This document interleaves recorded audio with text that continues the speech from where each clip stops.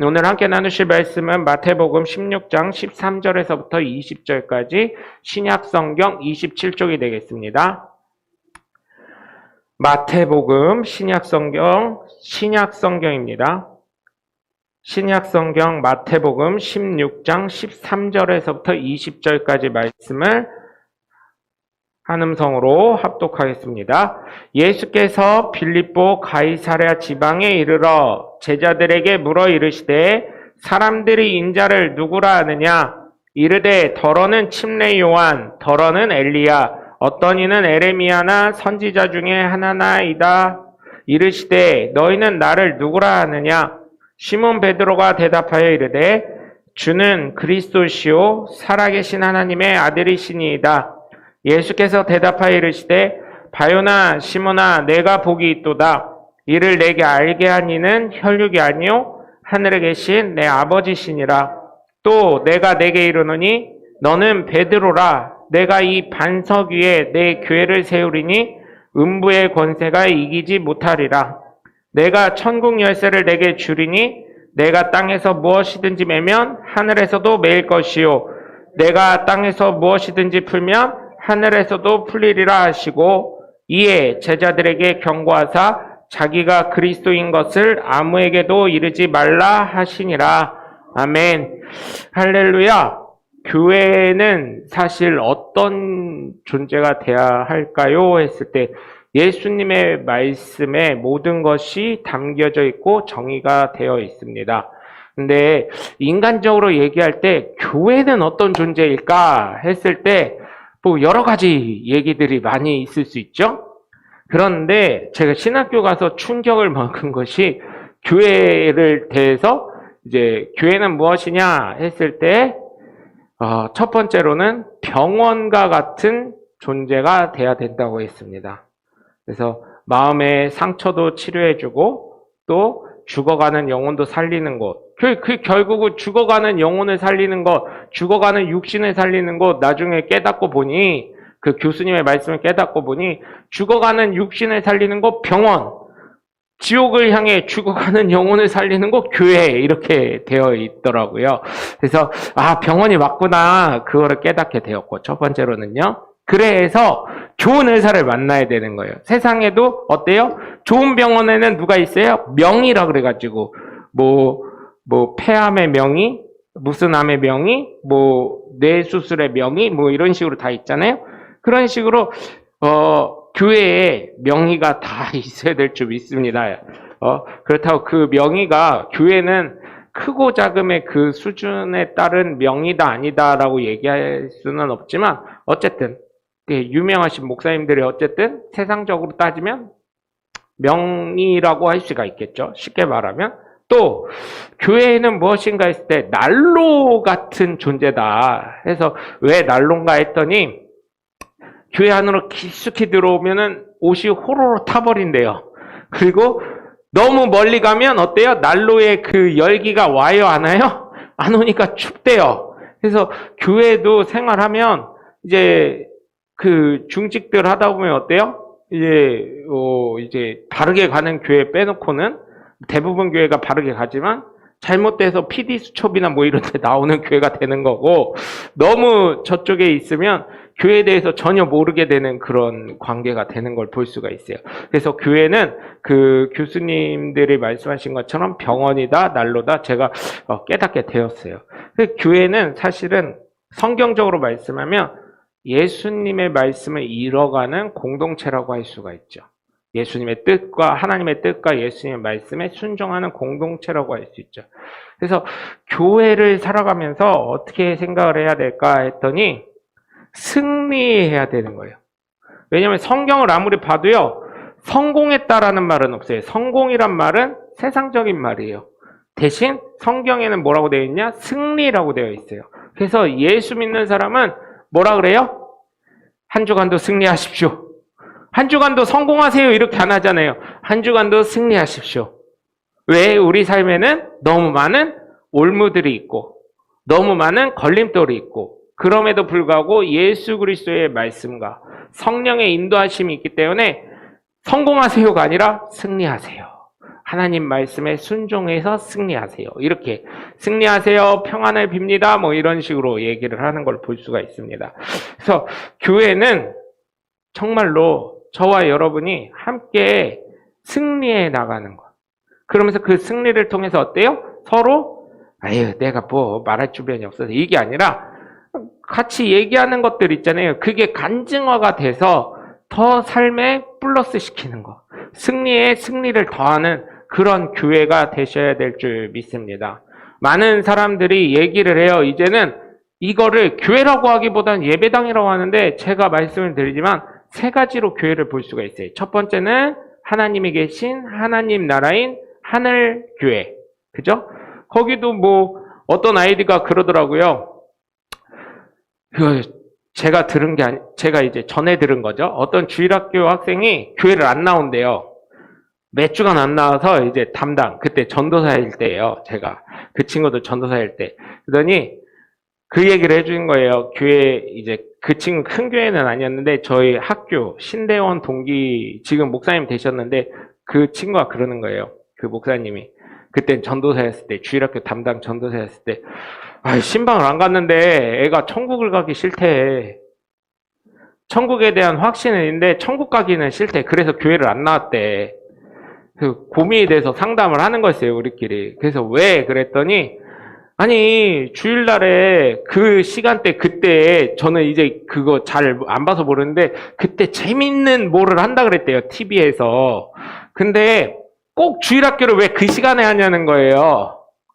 그래서 교회 가기가 싫다고 첫 번째 이유. 예배 드리기 힘들다. 두 번째, 예배 드리기 힘들다. 근데 천국 그러면 알았어. 교회 안 오는 건 좋은데 천국 가기 싫은 이유 뭐야? 그랬더니 우리 친구 그때 목사님이 전도사 때 뭐라 그랬냐면 천국은 어떤 곳이냐? 늘 하나님께 예배하는 곳이라 그랬더니 얘가 겁을 먹어버렸대요. 왜? 늘 하늘나라 가면 뭐예요? 지금 자기는 엄마 아빠 때문에 예배를 드리는데 예배가 즐겁고 기쁘고 이런 게 아니라 엄마 아빠 예배 올 때 같이 따라와서 주일학교 가는 것 뿐인데 전도사님이 봉고차 타고 데리고 오니까 가자 교회 가자 해서 데리고 와서 이런 건데 뭐 저희 어릴 때 뭐 예배 기쁨으로 드리는 애들 솔직히 손에 꼽아서 몇 명이나 되겠어요. 뭐 맛있는 거 준다고 뭐 해준다고 하고 그러니까 교회를 갔었던 경우가 많이 있는데 전도사님이 설교를 지난주에 그러니까 몇 주가 지나서 갔죠? 그때 마지막 갔을 때 전도사님이 뭐라 그랬냐면 늘 하나님 나라에서는 예배 드린다 그래가지고 자기가 예배 드리기 싫어서 천국 가기 싫어서 교회 안 갔다고 이런 얘기를 했다는 거예요. 무슨 말인지 이해하시죠? 그 어린 아이의 심정으로. 그래서 그거를 잘 설득해서 그런 말이 아니라 늘 삶 자체가 예배 아니냐 이러면서 설명을 잘 해줬다는 얘기를 했습니다. 그래가지고 귀엽다 그냥 그러고 웃고 넘어갔는데 하나님이 계신 하늘의 교회, 그 다음에 우리가 이렇게 예배드리는 예배당을 또 교회라고 하죠. 이것도 굉장히 중요한 거예요. 그 다음에 세 번째로 예수 그리스도께서 핏값으로 사신받은 저와 여러분이 바로 교회가 되는 것입니다. 근데 요즘은 이런 외형적으로 눈에 보이는 것보다 내 자신을 중요하게 생각하다 보니까 내가 중요하지, 그래서 내가 교회지, 내가 가는 곳이 교회지 막 이러시는 분들이 있는데 주일은 아예 율법주의자는 아니지만 주일은 예수님의 부활하심을 다시금 기념하는 날이니까 우리가 이렇게 모여서 함께 예배드리고 기쁨을 나누고 함께 하나님을 축하하고 예수 그리스도의 부활을 기념하는 것이니까 이렇게 교회에 오는 것은 당연한 것입니다. 또 율법적으로 구약적으로 하면 물론 안식일이 토요일이기 때문에 토요일날 예배드리는 다른 뭐 안식일 교회도 있고 뭐 그런 뭐 무슨 여러 가지가 있는데 물론 그게 맞다고 따지고 율법적으로 얘기하면 그게 맞지 않냐 이렇게 들이대면 저도 할 말은 없는데 그러나 우리가 주일을 지키는 거는 주님의 부활하심을 기념하기 때문에 안식일을 지키는 것보다 주일을 지키는 거거든요. 그러다 보니까 제가 볼 때는 주일날 교회 오는 게 당연한 거예요, 여러분.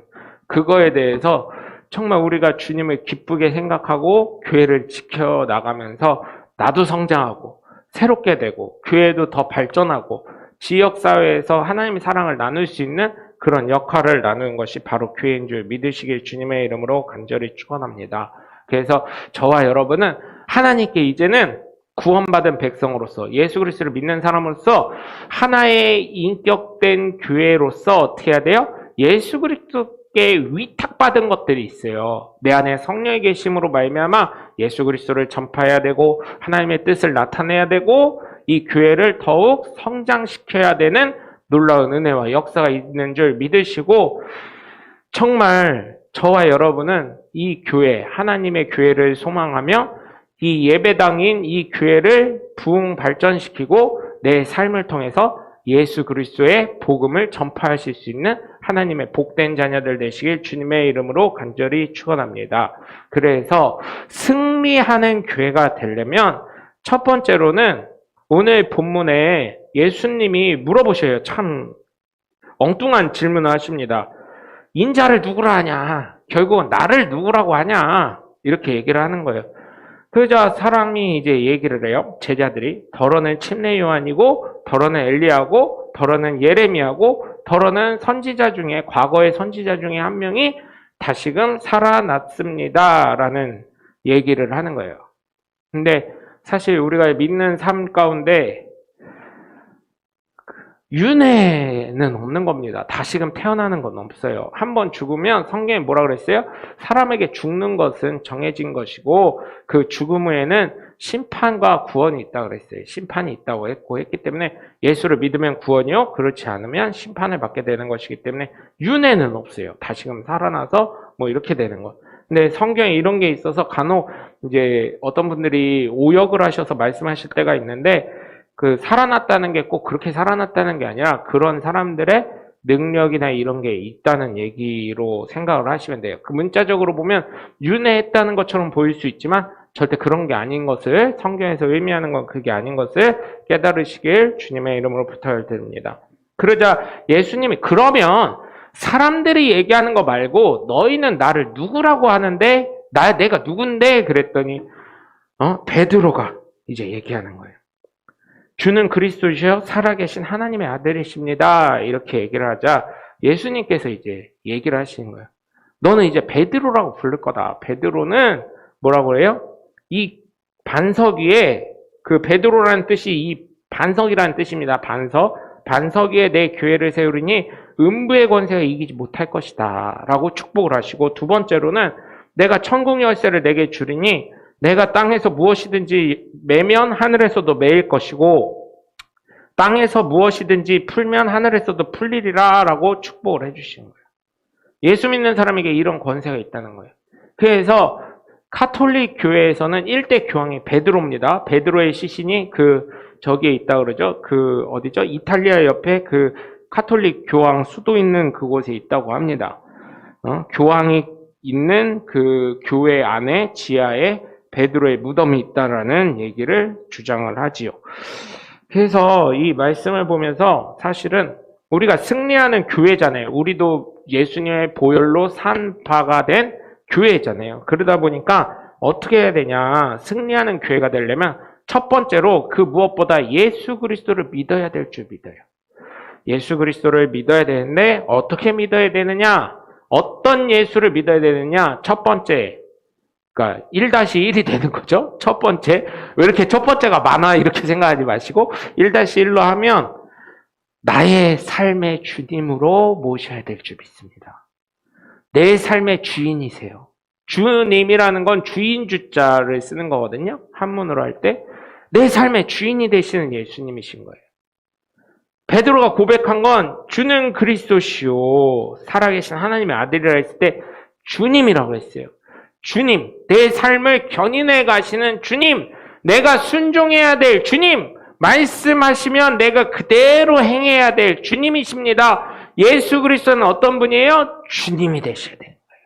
내 마음과 내 뜻으로 하는 게 아니라 예수님은 어떻게 믿어야 되냐? 내 삶의 주님, 예수 그리스도의 보혈로 삼바되신 내 삶의 주님, 내가 그렇기 때문에 주님 말씀에 오로지 순종하며 나가겠습니다 하는 그러한 믿음이 있어야 된다는 것입니다. 내 마음대로 살고 내 뜻대로 사는 게 아니라 주님 말씀하시옵소서, 주님 말씀대로 순종하겠습니다 라는 고백이 있어야 되는 그 예수 그리스도를 믿어야 된다는 것인 줄 믿으시길 주 예수 그리스도의 이름으로 간절히 축원합니다. 그래서 예수 그리스도를 또 어떻게 믿어야 되냐? 그리스도로 믿어야 될 줄 믿어요. 그리스도라는 말은 뜻은 기름 부음을 받은 자라는 뜻이에요. 기름 부음을 받은 자. 그래서 구약에 보면 세 부류에서 기름 부음을 받죠. 첫 번째로는 왕을 선택할 때 기름을 붓습니다. 그죠? 왕을 선택할 때 기름을 부어요. 그에게.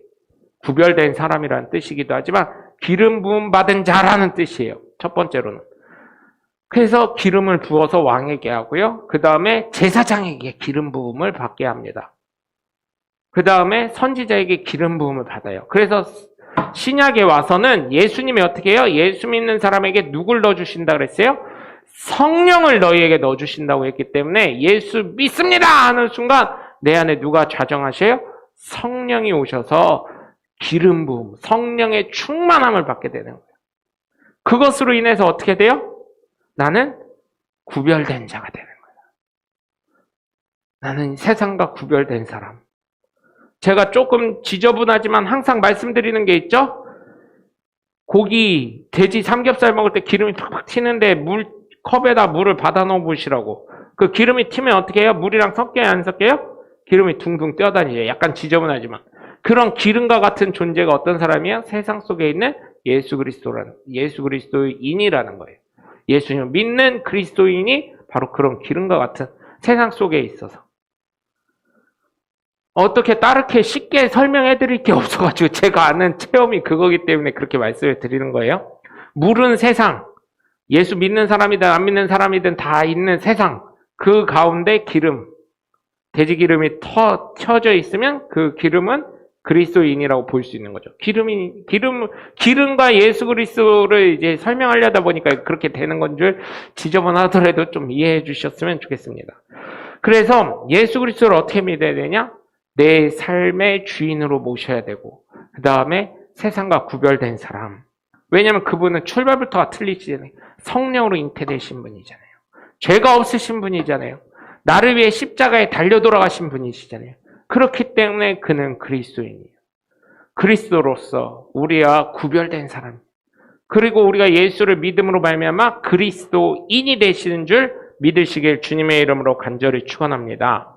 또한 승리하는 교회가 되려면 예수 그리스도를 믿어야 되는데 세 번째로 어때야 돼요? 하나님의 살아계신 하나님의 아들로 예수 그리스도를 믿으셔야 될 줄 믿습니다. 하나님의 대리자예요. 하나님의 뜻을 행하시는 분이에요. 그리고 그 누구보다 하나님을 잘 아시는 분이 예수님이세요. 그러다 보니까 그 수만 년, 수세기 동안 수많은 선지자들이 오고 제사장이 오고 왕들이 있었음에도 불구하고 많은 사람들이 계속 타락하니까 온전하신 하나님이 되시는 예수 그리스도가 육신의 옷을 입고 이 땅에 내려오셔서 모든 죄와 모든 허물과 모든 잘못된 것들을 바로 잡으신 하나님이 되심을 믿으시길 주님의 이름으로 간절히 축원합니다. 그럼에도 불구하고 지금 세상이 어떻게 돼가고 있어요? 예수님 눈에 보여달라고. 그거는 두 가지를 생각할 때 첫 번째로 예수님으로서, 예수님의 제자로서, 예수님을 믿는 사람으로서 바르게 살지 못하는 저 같은 사람의 책임이 있는 거고, 첫 번째로는요. 두 번째로는 그 예수님을 신경도 안 쓰는 그 사람에게도 책임이 있는 거예요. 진짜요, 제가 참 답답한 게 이번 코로나를 통해서 제가 답답한 게 그리고 제가 또 많은 사람들이 아프면서 아픔을 당하는 사람을 보면서 진작 그럴 줄 알았으면. 그죠? 어제도 코로나로 인해서 사람들이 많이 돌아가셨더라고요.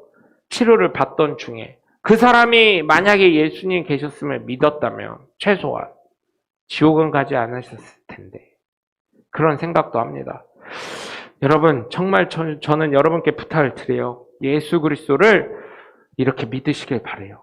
나의 주님으로 그리스도로 살아계신 하나님의 아들로 믿으셔서 여러분 삶 가운데 늘 예수님이 어떤 분인지 머리로만 아는 게 아니라 가슴으로 체험되어서 뜨거운 가슴 속에서 예수님을 고백할 수 있는 하나님의 복된 자녀들이 되시길 주 예수 그리스도 이름으로 간절히 축원합니다.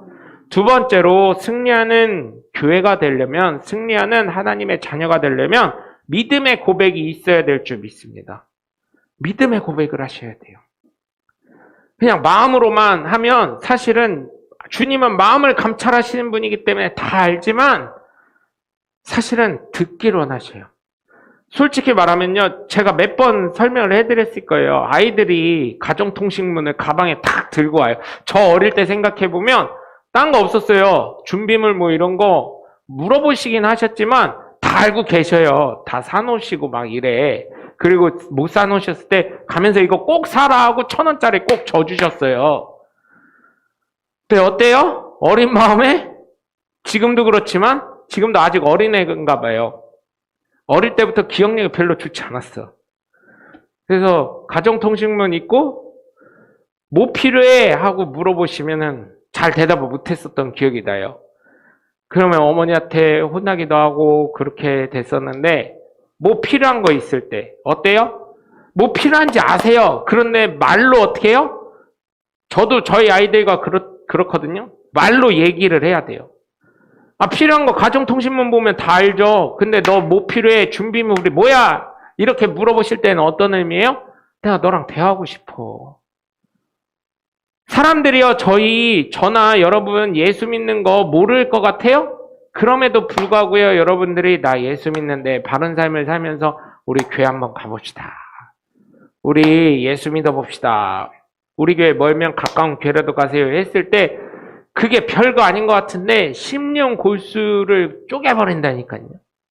그래서 믿음의 고백을 하시길 주님의 이름으로 부탁을 드려요. 그리고 간증을 자주 하세요. 내 삶이 나중에는 잘못돼서 사람들의 오해를 살 수 있지만 그럼에도 불구하고 한 번씩 얘기하세요. 어떤 분이 있었냐면 이런 분도 있었어요. 예수를 믿는 우리 가운데서는 어때요? 진실되게 하잖아요. 그리고 우리가 볼 때는 그래도 양심적으로 하고 많은 사람의 유익을 구하려고, 오전에 설교한 것처럼 많은 사람의 유익을 구하려고 하잖아요. 제가 재밌는 얘기를 해드리자면 우리가 회를 먹을 때 어때요? 저 아직도 잊어지지 않는 게 하나 있어요. 회를 먹을 때 어때요? 보통 많이 집어야 어떻게 그것도 잘못 집었을 때요. 2점 정도가 집히잖아요. 회를 못 드신대요. 근데 젓가락이요, 어떻게 들어가냐면요, 이렇게 해야 되는데 옆으로 들어가서 올라가. 그것도 교회 안에서 목사님이랑 같이 나눠 먹으려고 사온 건데, 그러면 여러분 생각해 보세요. 우리 같은 경우는 그래도 목사님도 많이 드시라고 따로 드리기도 하지만 이렇게 하나씩 먹는 경우가 있잖아요. 천천히 먹고. 어떤 여자분인데 젓가락이, 우리는 이렇게 먹고, 저 같은 경우는 이제 빙어 같은 건 별로 안 좋아하니까 뼈 있고 이런 건 별로 안 좋아하거든요. 젓가락이 난 빙어에 못 먹는데 딱 펼쳐놨어요. 그러더니 젓가락이 이렇게 들어가요. 그래가지고 그런 게 여러분 별거 아닌 것 같은데요. 어린 눈에 볼 때는 믿음에 덕이 안 되더라고요. 여러분. 그러면서 예수님을 믿습니다 뭐 이렇게 하고 교회 생활도 하고 그러는데, 그럼에도 불구하고 예수님 믿는다고 하니 또 교회 일원이니 이렇게 사랑을 해주시는 목사님 모습 보고, 야, 저분은 진짜 목사님이다. 어릴 때 그런 생각을 했던 적이 있거든요. 네, 여러분, 그거 웃자고 한 얘기고, 혹시나 그런 상황이 된다 해도, 내가 실수하고 다른 사람에게 오해 사는 삶을 살다 할지라도, 여러분, 믿음의 고백을 한다는 것은 내 입술에 대한 책임을 진다는 것이기 때문에 때로는 그렇게 될 수 있어요. 그럴 때는 어떻게 해요? 죄송했습니다. 제가 그때는 미처 그렇게까지 생각하지 못했어요. 제 실수예요. 용서해 주세요. 이렇게 용서를 구하면 되는 거 아니겠어요, 여러분? 그렇기 때문에 믿음의 고백을 많이 하시길 바래요. 나는 예수님을 믿습니다. 그 다음에 예수님으로 잘 될 겁니다. 예수 이름으로 축복합니다. 이런 거를 자주 하시면 여러분 삶이 변화가 된다니까요. 입술이 여러분의 삶을 견인해 갑니다. 예수님께 의탁한 여러분의 입술로 말미암아 예수님이 책임지시는 삶을 살 거예요.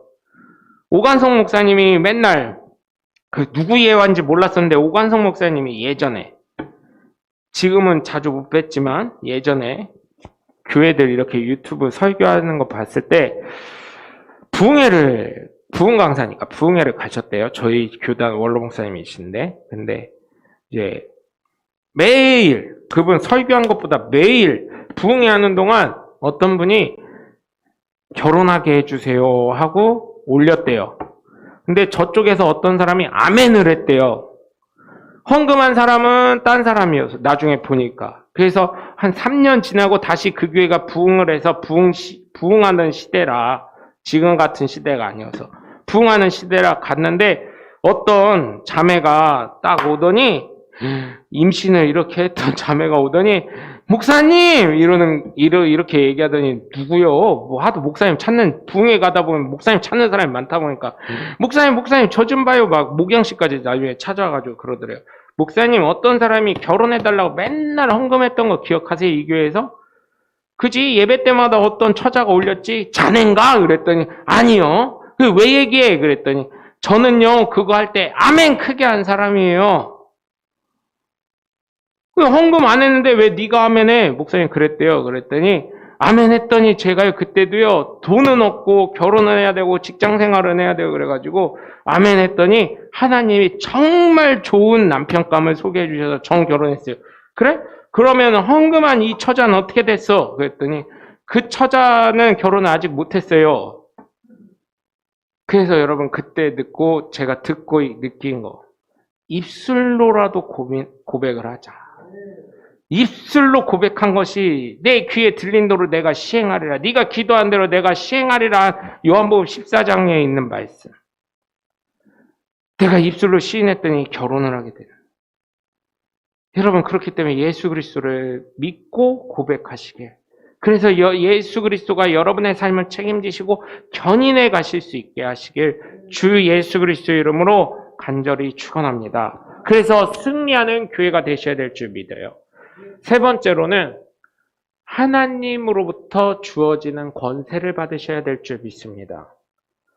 오늘 본문에 보시면 17절에 보시면 믿음의 고백이 끝나자 예수님께서 말씀하셔요. 시몬아 내게 복이 있도다. 이를 알게 하시니는 하늘에 계신 내 아버지다 라고 하시면서 또 내게 이르노니 너는 베드로라. 내가 이 반석 위에 교회를 세우신다고 말씀하셔요. 그러면서 이 교회는 어떤 권세가 돼요? 음부가 절대로 승리하지 못하는 그러한 교회. 음부를 해할 수 있는 교회. 음부가 조금도 침해하지 못하는 교회. 우리 삶에 고민이 있고 유혹이 있을 때가 있어요. 그러나 예수께서 세우신 교회로서 우리가 살아가면서 승리하는 교회로 살아갈 때 성령의 인도하심으로 말미암아 그러한 유혹과 고민과 어려움을 해결하실 수 있다는 것을 믿으시고 여러분 정말 여러분 삶을 통해 늘 성령의 견인함을 받아 승리하시는 교회가 되시길 주 예수 그리스도의 이름으로 간절히 축원합니다. 또한 어떠한 권세를 받아야 되냐면 천국 열쇠. 베드로가 문지기로 많이 나와요. 천국 예화나 웃긴 얘기, 재밌는 얘기, 유머 얘기할 때 천국 문지기가 나와요. 그래서 일예로 재밌는 얘기를 하나 들으면 어떤 나쁜 사채업자가 이제 죽어서 천국을 가게 됐어요. 사채업자 얼마나 나쁜 사람일 수도 있겠지요. 때에 따라선 좋은 분들 간혹 있을 수 있어요. 사채업자라고 무조건 나쁜 건 아니더라고요. 또 어떤 분은 또 선하게 하신 분들도 있으니까. 그런데 이 사채업자가 죽어서 이제 천국을 가게 됐어요. 천국 가면 문지기가 누구라고요? 문지기가 천국 문 열어주고 닫아주고 하는 게 천국 열쇠 받은 베드로라고요. 베드로가 이제 보더니 그 사람의 양력을 이제 쭉 본 거예요. 이제 보고서가 올라왔어요. 천국에 그 사람 사채업자의 보고서가 올라와가지고 너는 안 돼! 지옥 가! 해서 천국 문을 잠궈버렸네요. 그랬더니 이 사채업자가 얼마나 기술이 좋아요. 이 사채업자가 한국 사람이었대요. 그러더니 수탉을 하나 싹 들고 오더래요. 그러더니 이거 생각 안 나세요? 그랬더니 자네 지난 과거를 왜 꺼내나 하고 잠궈놨던 천국문을 열어줬다는 얘기가 있어요. 네, 죄송해요. 제가 표현을 잘해야 되는데 이거는 제 문제인 것 같아요. 제가 생각해도 이게 사실은 다른 분이 얘기하면 굉장히 재밌을 얘기인데 제가 제 책임이에요. 이거는 더 연구를 하겠습니다. 이렇게 하다 보니까 문지기예요, 문지기. 그래서 보면 또 뭐라 그래요? 또 19절에 보면 내가 천국 열쇠를 내게 주리니 내가 땅에서 무엇이든지 매면 하늘에서도 매일 거고. 그러니까 베드로가 잠궈버리면 매지는 거예요. 잠기는 거예요. 그리고 또 뭐라 그래요? 내가 땅에서 무엇이든지 풀면 하늘에서도 풀리리라. 내가 풀면, 베드로가 풀면 또 풀리는 거예요.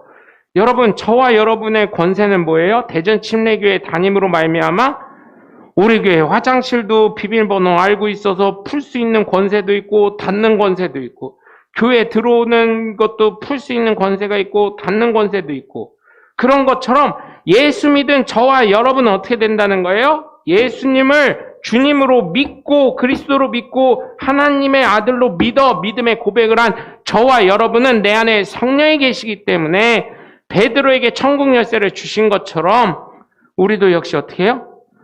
때가 묶으면 묶이고 풀면 풀리게 되는 귀한 역사가 있다는 것을 믿으시길 주님의 이름으로 간절히 축원합니다. 그래서 여러분, 승리하시는 교회가 되셔서 예수 그리스도를 믿고 믿음의 고백을 받아 하나님으로부터 하나님의 자녀가 되는 놀라운 권세를 받아 음부로도 익히고 예수님으로부터 말미암아 세움 받으시고 천국 열쇠로 말미암아 구원 받으시는 하나님의 복된 자녀 되셔서 날마다 승리하시고 하나님을 체험하시길 주 예수 그리스도 이름으로 간절히 축원합니다.